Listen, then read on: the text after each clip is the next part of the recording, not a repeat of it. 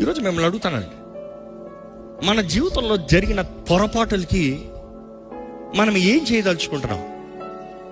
కొంతమంది అయితే పొరపాటు అయిపోయింది అని చెప్పేస్తున్నాం, కానీ పొరపాటుని సరిదిద్దుకుని కృప చూపించే దేవుడు ఉన్నాడు, నూతన అవకాశాలను ఇచ్చే దేవుడు ఉన్నాడని గ్రహించి ఆయన దగ్గరికి వెళ్ళి ప్రభువా అని బతిమలాడుతున్నామా? లేకపోతే నా జీవితం ఇంతే, నా స్థితి ఇదే, నా బ్రతుకు ఇదే, నేను ఇలాగనే ఉంటానని జీవిస్తున్నామా? ఈరోజు మనం జ్ఞాపకం చేసుకోవాలి, దేవుని వాక్యము కృపని చూపిస్తుంది. ఇక మాట చెప్పాలంటే ఎంత పాపికైనా క్షమాపణ ఉందంట ఒప్పుకుంటే.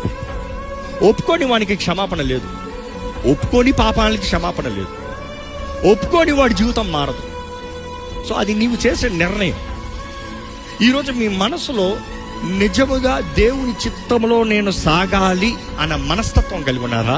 లేకపోతే నా జీవితం ఇంతే, నా స్థితి ఇదే, నా బ్రతుకు ఇదే, నేను ఇలాగే పడి ఉంటాను అంటున్నారా?